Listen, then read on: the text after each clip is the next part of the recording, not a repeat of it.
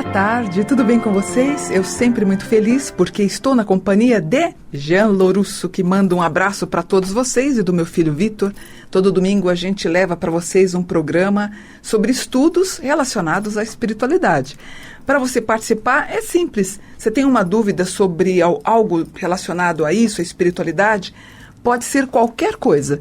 Você vai mandar um e-mail para mim, para m.buon@terra.com.br. Você manda, eu imprimo a sua pergunta e dou a resposta aqui nos programas. Eu tenho várias perguntas boas hoje, viu? Por exemplo, eu tenho um do Fabiano de Maceió, Alagoas. Ele fala: queridíssima Mônica, no vídeo do seu programa de 15 de outubro, disponível no YouTube, você responde a uma ouvinte. Essa ouvinte perguntou se pulseiras e anéis nos protegem. No tempo permitido do programa, você responde de forma prática e convincente. Pois bem, esse assunto me interessou muito. Como imantar e consagrar anéis e colares? Ele disse o seguinte, que encontrou numa loja de artigos esotéricos anéis com os nomes em hebraico dos anjos Gabriel, Miguel e Rafael. Ele falou que ficou encantado. Eu devo usar em quais dedos e mão? Outro anel também tinha uma linda ametista, também é bom?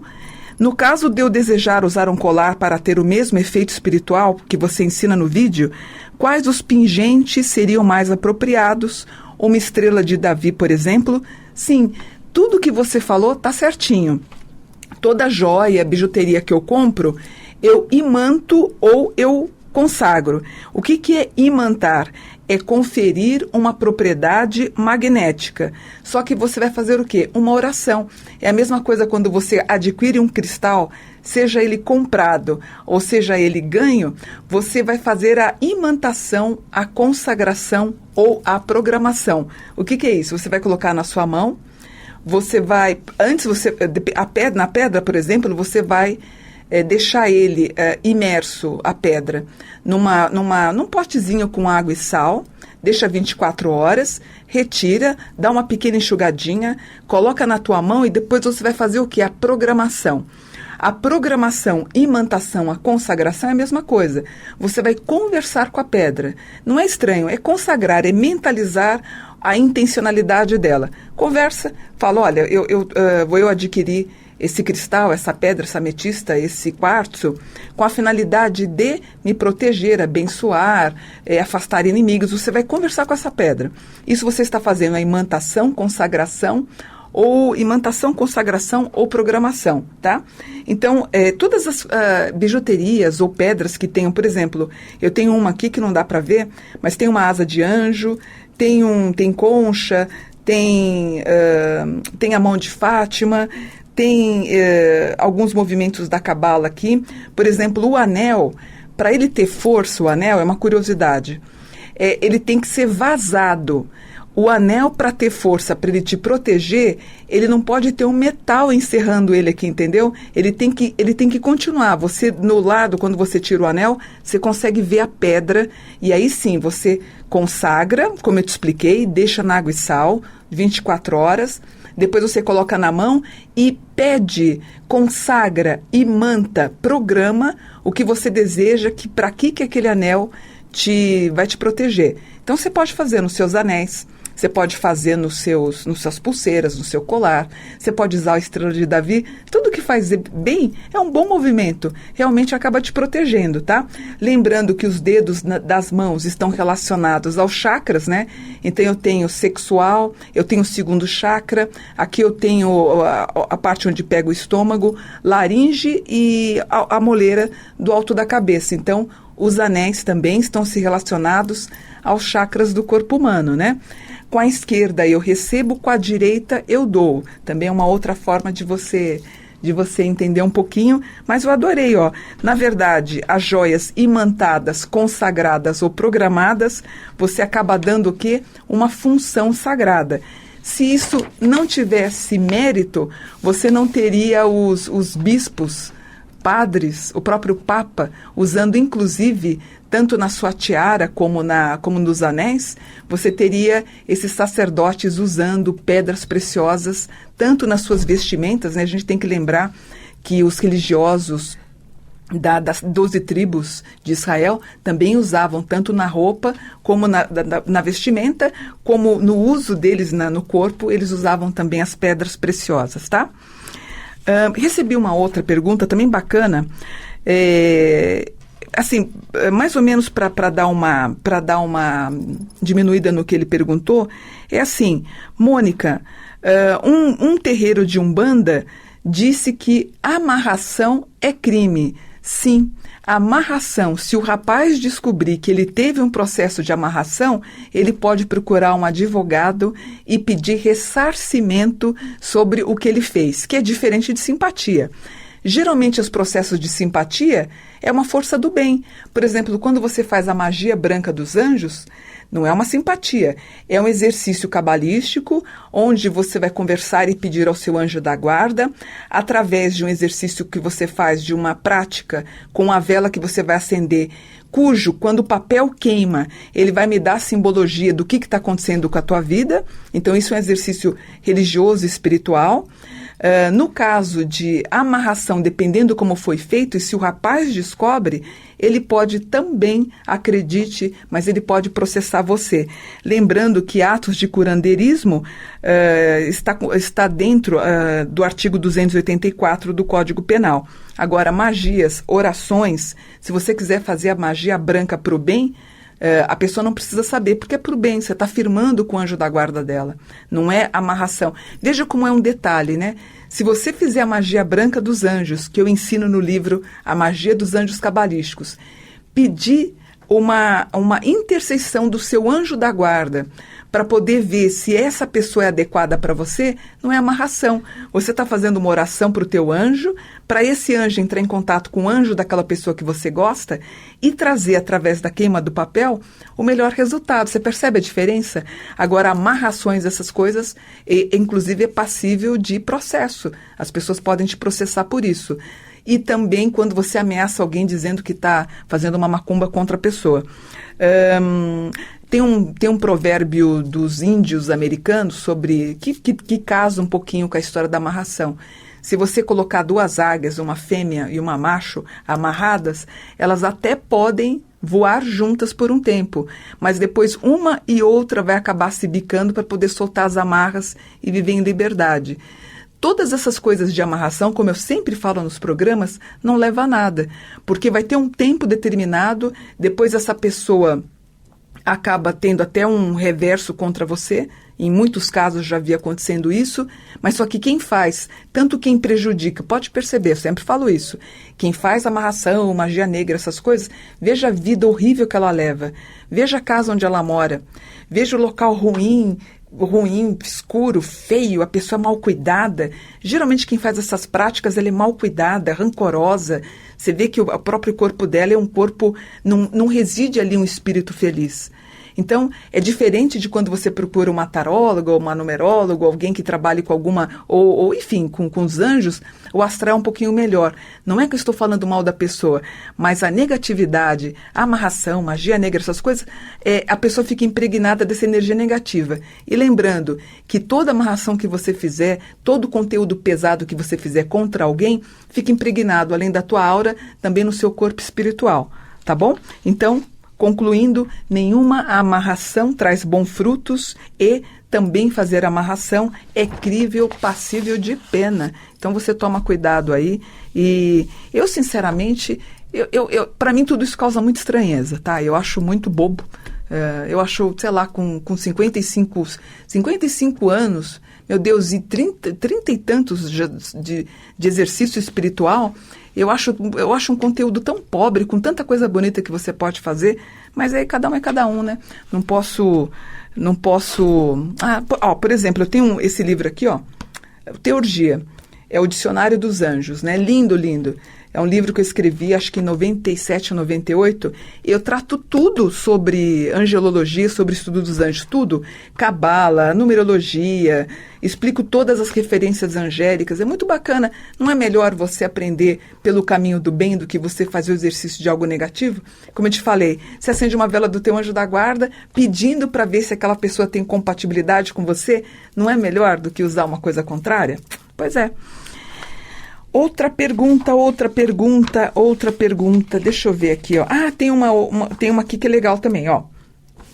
Mônica, eu não vou citar o nome dela, que geralmente eu preservo as pessoas que mandam e-mail para mim. Mônica, recentemente eu tive um problema de saúde, eu procurei um médico e os exames não foram conclusivos. Ela foi uma cartomante e ela viu que esse problema de saúde era um problema espiritual.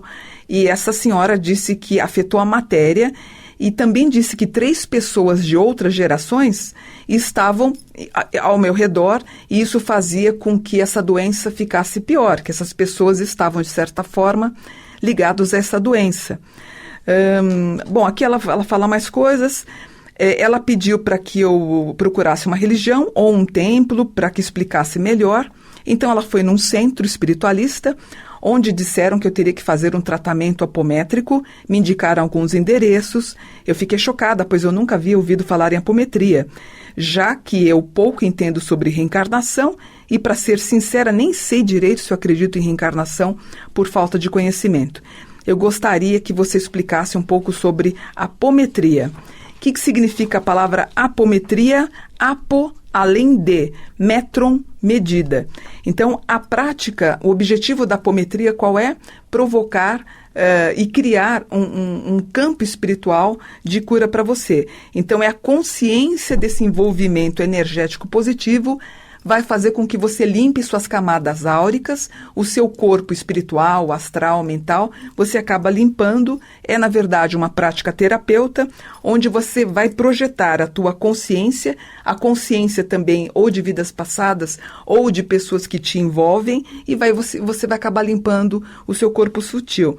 Claro, ela não é comprovada cientificamente, mas a apometria cresceu muito aqui no Brasil, né? Também a gente pode fazer exercícios com a mesa radiônica, com hipnoterapia. Eu tenho uma querida amiga que faz isso, que é a Cássia Faria, uma hipnóloga maravilhosa. Então você pode limpar esses campos sutis que existem, mas nunca, gente, por favor, pelo amor de Deus, eu sou do signo de Virgem, eu em todo atendimento que eu faço, eu sempre verifico a área da saúde da pessoa. É muito importante que você faça seus exames anuais para ver se está tudo direitinho. E sempre ter um embasamento, claro, científico, médico, para os teus problemas de saúde. Todos os exercícios como floral de Bach, ou nunca deixe um tratamento médico para só tomar floral de Bach. Eu lembro do dono da Apple, do Steve Jobs. Aliás, eu li até o livro dele, me encantei com o trabalho que ele fez.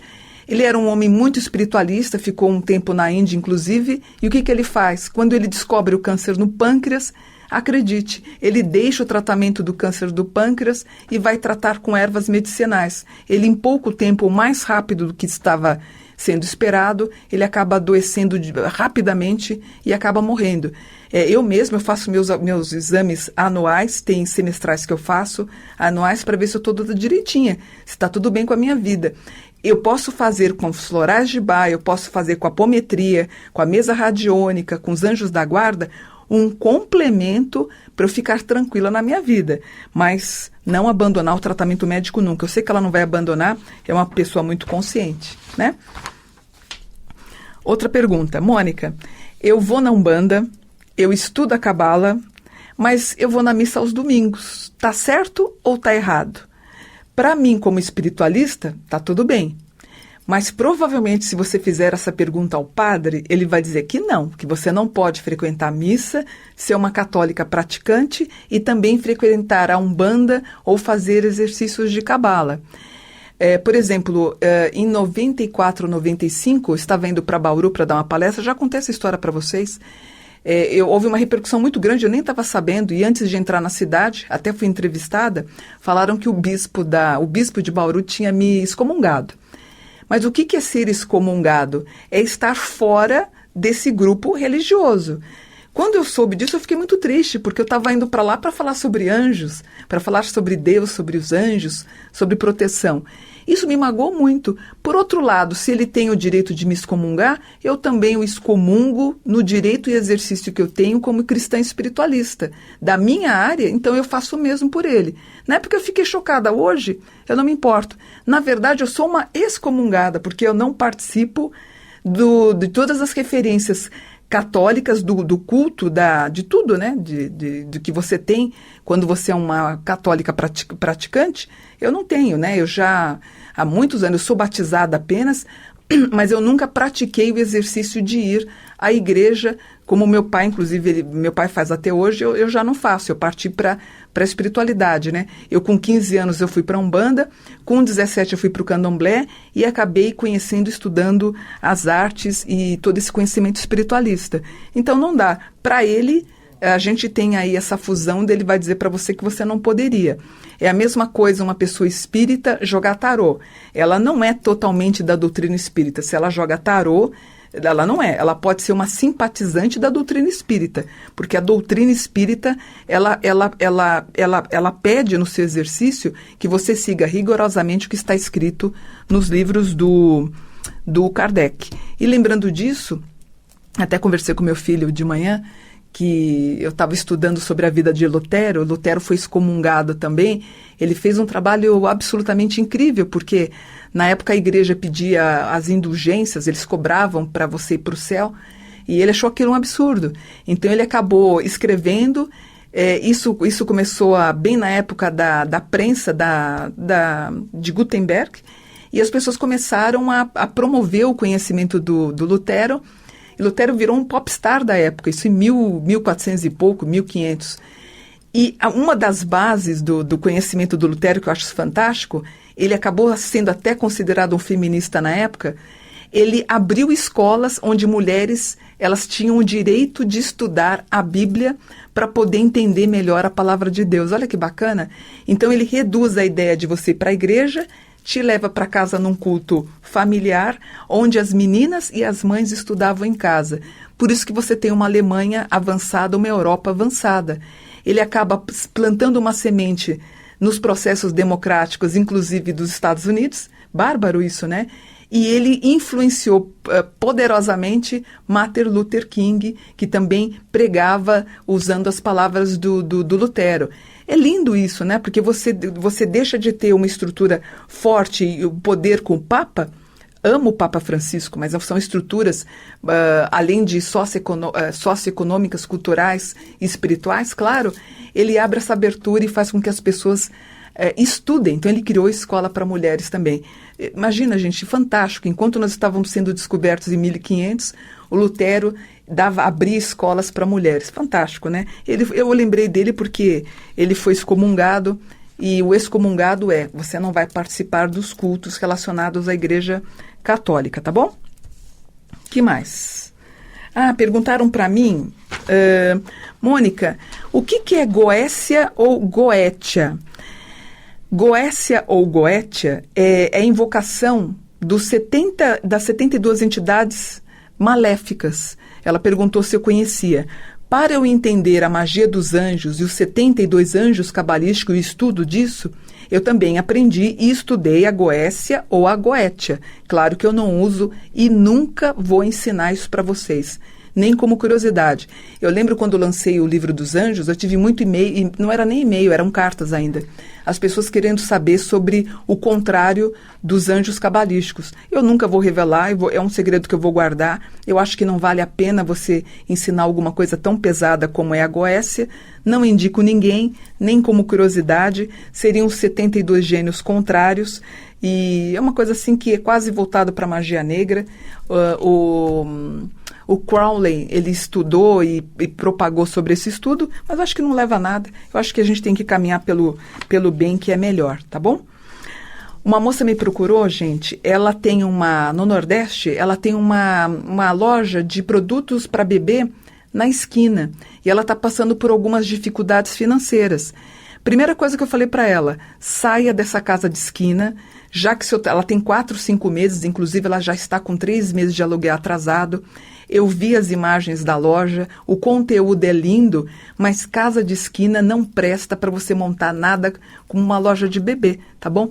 Lá quem é que fica na esquina? Nós temos as entidades de esquerda. A gente tem seu Zé Pilintra, a gente tem os Exus, as Pombageiras que gostam da esquina. Casa de esquina é bom para bar, até para um restaurante, mas não presta se você tiver um negócio como uma casa de, sei lá, para bebê, para roupa de bebê, móveis para bebê.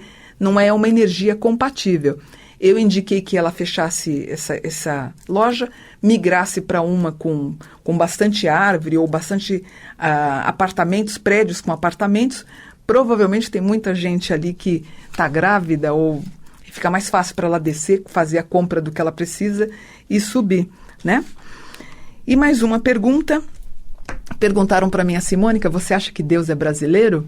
Eu particularmente acho que não. Vou explicar por quê. Esse foi um filme do Antônio Fagundes, de 2003, onde o título era Deus é brasileiro. Se Deus teria um país onde ele teria se iniciado, a gente poderia pensar ou na África, através dos Dogons no Mali, ou as tribos totêmicas da Austrália, ou há 4, 5 mil anos atrás no Irã e Iraque, onde foi a primeira vez se propagou o estudo dos anjos também, ou muito antes disso a gente pode pensar que teria nascido a ideia do Deus Uno no Egito, quando Akhenaton, com a esposa Nefertiti, entre 1353 até um pouquinho antes, eles instituíram a ideia do Deus único e quebraram aquela ideia de vários deuses que existiam no Egito. Então, assim, claro que você está falando de Deus numa potencialidade mundial, né? Mas se a gente fosse imaginar essa brincadeira que tem, brincadeira não, esse aspecto carinhoso de falar que Deus é brasileiro, eu queria muito que fosse, porque ele nos protege bastante. Mas a ideia, então, que ele teria algum tipo de nacionalidade, na minha opinião, ou ele seria, então, egípcio, ou ele teria uma tradição inicial no Irã e no Iraque, onde foi encontrado templos os mais antigos da Terra, na qual se propagava, além do culto a Deus, se propagava também o culto não, né, a celebração também aos anjos da guarda. Mas eu acho que o Egito, em síntese, ele é o mais propício para isso, né? Porque você tem esse desenvolvimento do Deus Uno, os hebreus também acabam pegando alguma informação nesse sentido. Cria-se, então, o Deus Uno de Moisés também, né? Onde ele fala que ele deveria ser chamado e conhecido como Eu Sou. Ele não aparece para ninguém.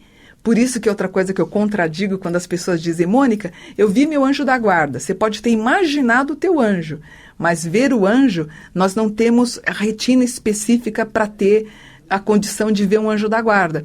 Tanto que no seriado Supernatural, quando algum participante ou que esteja lá naquele dia do seriado, quando ele vê um anjo, os olhos da pessoa que vê são tirados para fora. Em todos os processos da Bíblia, quando as pessoas falaram que viram os anjos, todos tiveram um pavor e um medo estrondoso, eles mal conseguiam olhar por causa da luz que eles emanavam, uns ficaram sem fala, o único que se conseguiu ficar mais aconchegado com os anjos foi Jesus. E, em um outro aspecto, foi o Maomé, onde durante 23 anos ele teve a presença do anjo Gabriel, onde Gabriel aperta o pulmão do Maomé e fala, Ikram, recita, e o Maomé começou a recitar e nasceu o Alcorão. Você vê que são histórias interessantes. Então, não é que eu estou dizendo que você não vê anjo, porque as pessoas ficam muito bravas comigo. Eu nunca vi um anjo e provavelmente eu vou vê-lo na minha passagem dessa terra. Aí provavelmente eu vou estar vendo o anjo. E imaginar o anjo, imaginar que ele está aqui, ó, atrás da câmera da Mundial, não tem problema nenhum. Mas não é a visão. Ter uma visão é muito mais sério, né, gente? Se fosse fácil assim, se todo mundo visse, por exemplo, você teria pessoas como o Papa dizendo que estava vendo, ou Fábio de Mello, por exemplo, que eu adoro ele, você teriam outros religiosos falando isso, mas não é assim. Se você começa a ouvir e acreditar que essas pessoas veem anjo, você se sente muito inferior, e você não é inferior, você é melhor que todo mundo. Então não se deixe levar pelo que os outros falam. Acredita na tua mediunidade, na tua paranormalidade, no teu potencial espiritualista, que você vai ser muito feliz e confia na tua intuição. O que é intuição? É o seu Deus interior, certo? Eu vou terminando por aqui. Lembrando aí que amanhã a gente tem o Jogo do Brasil na torcida para que dê tudo certo. Essa semana eu tenho certeza que vai ser uma semana importante para você.